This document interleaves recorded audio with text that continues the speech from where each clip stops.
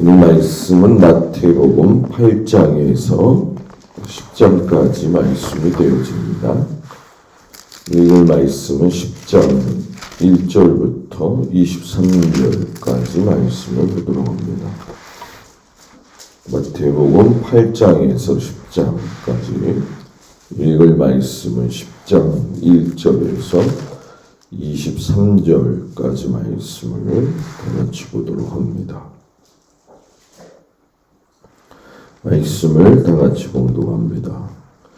예수께서 그의 12제자를 부르사 더러운 귀신을 쫓아내며 모든 병과 모든 약한 것을 고치는 권능을 주시니라.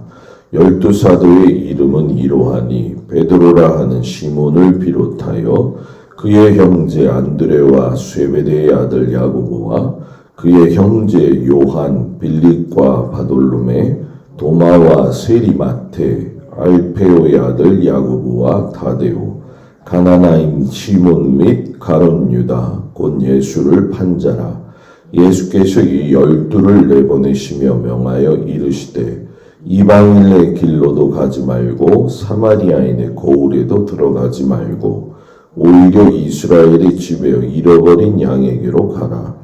가면서 전파하여 말하되 천국이 가까이 왔다 하고 병든 자를 고치며 죽은 자를 살리며 나병한 자를 깨끗하게 하며 귀신을 쫓아내되 너희가 거저받았으니 거저주라.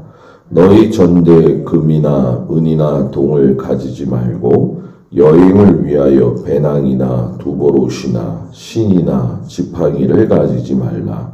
이는 일꾼이 자기의 먹을 것 받는 것이 마땅함이라.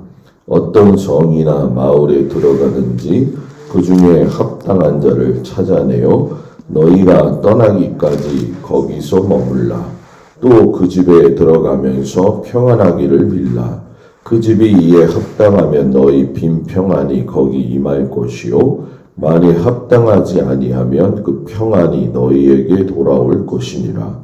누구든지 너희를 영접하지도 아니하고 너희 말을 듣지도 아니하거든 그 집이나 성에서 나가 너희 발의 먼지를 떨어버리라. 내가 진실로 너희에게 이르노니 심판날에 소돔과 고모로 땅이 그 성보다 견디기 쉬우리라. 보라, 내가 너희를 보냄이 양을 이리 가운데로 보냄과 같도다. 그러므로 너희는 뱀같이 지혜롭고 비둘기같이 순결하라. 사람들을 삼가라. 그들이 너희를 공회에 넘겨주겠고 그들의 회당에서 채찍질하리라. 또 너희가 나로 말미암아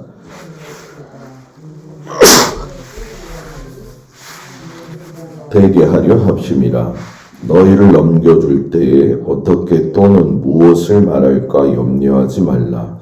그때 너희에게 할 말을 주시리니 말하는 이는 너희가 아니라 너희 속에서 말씀하시느니 곧 너희 아버지의 성령이시니라. 장차 형제가 형제를, 아버지가 자식을 죽는 데에 내주며 자식들이 부모를 대적하여 죽게 하리라. 또 너희가 내 이름으로 말미암아 모든 사람에게 미움을 받을 것이나 끝까지 견디는 자는 구원을 얻으리라. 이 동네에서 너희를 박해하거든 저 동네로 피하라. 내가 진실로 너희에게 이르노니 이스라엘의 모든 동네를 다 다니지 못하여서 인자가 오리라. 아멘. 오늘도 주님 앞에 온 성도들을 축복합니다. 오늘 8장에서 10장까지를 보게 되면 마태가 예수님이 이러이러한 일을 하셨다, 여기에 초점을 맞추어 가지고 말씀을 전하고 있습니다.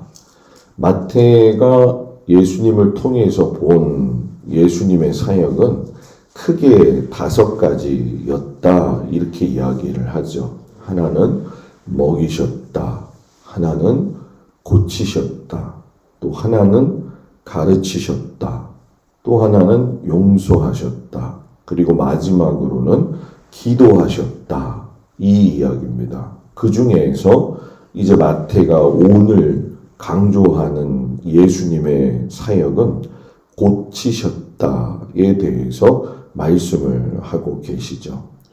3년 동안의 공생의 기간에 엄청나게 많은 환자들을 고쳐주셨죠. 특징이 있는데 보게 되면 환자를 고치신 후에 늘 다른 사람들에게 대해서 말하지 말라 이렇게 이야기를 하셔요. 그런데 오늘 말씀을 보게 되어지면 나병 환자를 마태복음 8장 2절 3절에서 이야기가 나오죠. 나병 환자가 나와 절하며 주여 원하시면 저를 깨끗게 하실 수 있나이다. 예수께서 손을 내밀어 그에게 대시며 이르시되 내가 원하노니 깨끗함을 받으라 하시니 즉시 그의 나병이 깨끗하여 진지라. 그리고 4절에 가보게 되면 삼가 아무에게도 이르지 말고 다만 제사장에게 내 몸을 보이고 모세가 명한 예물을 드려 그들에게 입증하라 하시니. 나병 환자를 고쳐주시니에 보면은 똑같이 말하지 말라 이렇게 얘기하시되 율법으로서는 제사장에 가서 확인을 받고 점검을 받아라 이렇게 이야기하시죠. 이것은 그 당시에 나병 환자가 율법적으로 다시 환원할 수 있는 방법은 병의 나음과 더불어서 제사장의 선언이 있어야 되는 거죠. 그러니까 다른 사람들한테는 알릴 필요 없지만 대제사장에게는 몸을 보여가지고 율법, 모세가 정한 대로 예물을 드려서 너가 곧 다시금 사회로 복귀해라 하는 이러한 아주 배려가 그리고 율법을 완성하시는 그 예수님의 모습을 우리가 보게 되어지죠. 레위기 13장 14장에 보면 바로 이 나병 환자에 대한 치리 방법이 나오게 되어지죠. 그러니까 이 13장 14장이 적혀서 나병 환자는 이렇게 해야 된다라고 하는 순간부터 지금 나병 환자를 고치고 그리고 예수님이 십자가에 달리셔서 다 이루셨다라고 하는 그 십자가에 달린 순간 목숨이 떠나가시기 전에는까지는 이 율법이 살아있는 거죠. 그러나 돌아가시면서 다 이루었다. 이거는 뭐예요?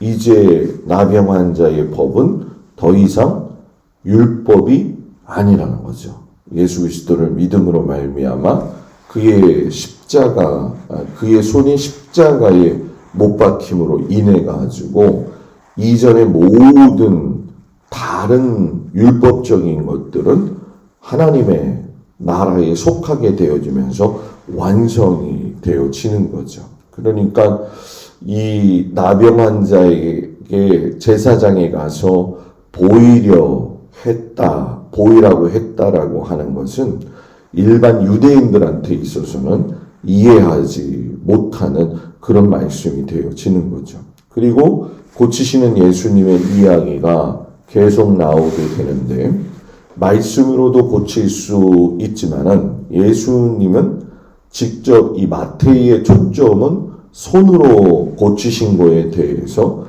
대단히 강조를 많이 하죠. 그래서 나병 환자에 대한 것도 말씀하셨지만 마태복음 8장 14절 15절에 보게 되면 베드로의 장모도 그의 손을 만지니 열병이 떠나갔다. 회당장 야이로의 딸도 소녀의 손을 잡으시며 일어났다. 이렇게 이야기하시고 우리가 잘 알고 있는 에바다 사건, 기먹고 말더듬는 사람도 손가락을 그의 양귀, 침을 뱉어서 그의 혀 이렇게 된 거 아마 기억하실 거예요. 맹인도 손으로 고쳐주시는데 눈에 침을 뱉으시고 손을 붙잡으시고 안수하시고 무엇이 보이느냐 이렇게 23절에서도 말씀을 하시죠. 그러니까 우리가 예수님의 이 마태가 보는 사역은 예수님의 그 고치심의 사역에는 말씀도 있지만 더 두드러지게 그들의 손을 잡았다라고 하는 것을 굉장히 명시를 많이 합니다. 그래서 이 손에 대한 것이 어떻게 연결이 되어지냐면은 예수님이 십자가에 달리실 때에도 손바닥에 못이 박혔다. 그 손은 많은 사람들을 고쳐준 손이셨잖아요. 그러니까 그 손이 못 박히심으로 다른 사람들의 병을 짊어지셨다. 그리고 부활의 증거로서의 도마와의 관계 속에서도 확실한 부활의 사건인지 아닌지를 보여줄 적에도 내 손가락을 내밀어 내 손을 보고 내 손을 내밀어서 옆구리에 넣어보아라. 이 손에 대한 걸 굉장히 많이 강조하는 것을 우리가 보게 되죠. 물론 백부장의 믿음의 역사 사건 속에서 보게 되어지면은 전혀 그런 것 없이 그 백부장의 믿음 하나로만 구원하시는 걸 아마 여러분들이 보셨을 거예요. 그래서 이 마태를 보게 되면은 손으로서도 이야기하시고 말씀으로서도 이야기하시면서 강조하고 있는 것이 무엇이냐면 이사야 선지자가 53장 4절에 그는 실로 우리의 질고를 지고 우리의 슬픔을 당하였거늘, 여기서 예수님께서 우리의 연약한 것을 친히 담당하러 오셨다. 이 부분에 대해서 강조를 하고 있죠. 결국 마태복음도 그렇고 사복음서도 보게 되면은 호세아 선지자가 가지고 있었던 하나님의 그 긍휼의 사랑을 갖다가 강조를 하고 있어요. 그 중풍병자를 데리고 왔을 때에 그 데리고 온 사람들의 또 믿음을 보셨다라고 이야기를 하잖아요. 믿음을 보셨고 믿음이 모든 일에 예수님의 관심사였다라는 거예요. 너가 믿음이 있냐? 너가 믿음이 있구나. 너는 믿음을 가져서 이렇게 왔구나. 그래서 예수님은 중풍병자를 고치실 때도 보게 되면 죄사함을 받았느니라. 이 죄사함에 대한 부분은 믿음의 크기에서 시작이 된 거거든요. 근데 이러한 것들을 모르고 있었던 당시의 서기관들, 바리새인들은 믿음이라고 하는 그 의미를 제대로 모르고 있었죠. 다만 예수님이 너가 죄사함 받았어 이야기했을 때 말을 꼬투리 잡죠. 그래서 이 사람이 신성을 모독해 이렇게 얘기를 해요. 그러니까 예수님은 육신의 질병뿐만이 아니라 그 사람의 마음에 있는 모든 죄의 근원들, 그리고 그 죄의 근원에서 다 나가서 인간의 기본적인 죄에 대한 사함을 하실 수 있는 분으로서 이야기하면서 이것을 받아들일 수 있는 그 사람의 상태를 무엇으로 표현하냐면 믿음으로 표현했다라는 거예요. 그래서 이 믿음은 구원받는 길에 있어서의 첫 관문이 되어지는 거죠. 그러니까 믿음이 있다라고 하는 건, 저 사람이 믿음이 있다라고 하는 건 나는 죄인입니다 라고 하는 걸 인정하는 거거든요. 그리고 나는 죄인이기 때문에 예수님 아니면 안 됩니다. 이게 믿음이에요. 나 믿음 있다? 이게 아니라 나는 죄인이에요. 예수님 없으면 안 돼요. 이런 그 고백이 그 속에 담겨져 있다는 거죠. 그러니까 내가 믿음이 있다라고 했을 때는 나의 의가 아닌 예수님의 긍휼이 있다라는 거죠. 그리고 이제 마태도 자기를 갖다 표현할 적에 세리마태 이렇게 얘기를 해요. 원래 세리마태가 제자 마태가 되어진 거잖아요. 그러니까 이 당시에 죄인들, 이방인들, 창녀들, 이런 세리들은 죄인이었기 때문에 그렇게 살게 됐다는 거예요. 그러니까 그들이 뭐 타고난 상황 이런 걸 보지 않고 저 사람 가난한 건 저 사람이 뭔가 잘못했기 때문에 가난한 거야. 저 사람이 병든 건 저 사람이 하나님한테 뭘 잘못했기 때문에 가난한 거고 병든 거야. 그런데 나는 괜찮아. 왜? 나는 병들지 않았고 나는 가난하지 않아. 왜? 하나님 앞에 축복받은 사람이니까. 그 기준이 너무 달랐다는 거죠. 그러니까 바리새인과 세리와 이 대치되는 상황 속에서 예수님이 마태복음 9장 10절 13절에 보면은 마태의 집에서 예수님이 앉아 계셔서 식사를 하시잖아요. 그때에 예수님이 세리와 죄인들과 더불어서 먹고 마셨어요. 그때 많은 사람들이 묻죠. 왜 너희 선생은 세리와 죄인들과 함께 먹냐? 예수님이 그 말씀을 들으시고 건강한 자에게는 의사가 쓸데없고 병든 자에게야 쓸데가 있다 하시면서 나는 의인을 부르러 온 것이 아니라 죄인을 부르러 왔다라고 이야기를 하죠. 그러니까 인과 율, 너가 이만큼 했으니까 이만큼 복 받는 거고 이만큼밖에 하지 못했으니까 이렇게 벌 받는 거다.